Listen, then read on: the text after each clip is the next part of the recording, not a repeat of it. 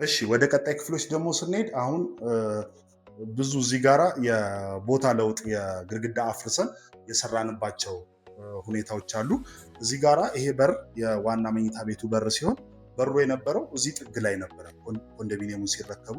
ግን እኛ እዚህ ጋራ ካቢኔት ስላደረግንና በውስጥ በኩል ደግሞ ለመኝታ ቤቱ ቁምሳጥን የምንጠቀምበት ቦታ ስለሆነ በር ሊይዝብን ስለሚችል በሩን ሙሉ በሙሉ ነቅለን እዚህ ጋራ 40 ሳንቲም ያክል ግድግዳ በመገንባት እዚህ ጋራ ደግሞ 40 ሳንቲም ያክል ግድግዳ በማፍረስ በሩን ወደዚህ ሽፍት አድርገን ገጥመናል ማለት ነው። እዚህ ጋራ ደግሞ የምታዩት ሽንት ቤቱ እዚህ ጋር ድረስ ብቻ ነበር። ይሄ ግድግዳ እዚህ ድረስ ብቻ ነበር። ይሄ ግድግዳ ወደ ውስጥ የገባ ነበር። ያን ግድግዳ በማፍረስ ይሄን ወደዚህ በማስጠጋት ሁለት ቦታ በማካፈል ይሄኛው ለኮመን ባዝሩም ለሚመጣ ሰው ለልጆች እንዲጠቀሙት ያኛውን ደግሞ ለማስተር ባዝሩም ሁለት አድርገናል ማለት ነው። ይሄ በጣም የሚያምር ስራ ነው። ያሳያችሁ። ይሄ አንዱ ባዝሩም ሲሆን አነስ ያለ ክፍል ስለሆነ ክፍሉ መቀመጫውን እንዲህ ዲያጎናል አድርገናል። ይሄኛው የሻወር ቦታ ነው።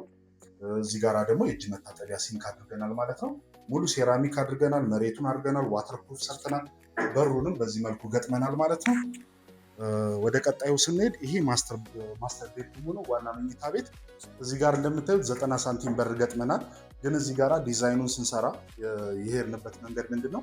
እዚህ ጋር 40 ሳንቲም ስለሆነ ግድግዳውን ጠጋ ያደረግነው ቁምሳጥን ሙሉ በሙሉ ብናደርግ ቢያንስ የቁምሳጥን ዴፕስ እስከ 60 ሳንቲም ስለሚሆን በሩን ይይዝብናል ብለን በማሰብ በሩ ሲዘጋ በዚህ መልኩ የጫማ መደርደሪያ እንዲሆን፣ በሩ ሲከፈት ደግሞ በቂ ቦታ እንዲኖረው ሻርፕ ሆኖ እንዲያልቅ አድርገን ሰርተናል ማለት ነው። እዚህ ጋር እንደምታዩት ቁምሳጥን አለ። የአዋቂ ቁምሳጥን እንደዚህ በፑሽ በተን ይከፈታል። አሁን ለጊዜው ያው የምንሰራባቸው ልብስ ሰራተኞች አስቀምጠዋል። እዚህ መሳቢያዎች አሉ። እዚህ ልብስ መስቀያ፣ ሸሚዝ መስቀያ አለ። እዚህ ሌላ ለብርድ ልብስ ለአልጋ ልብስ የሚሆን በሳይዙ ተለቅ ያለ አለ ማለት ነው።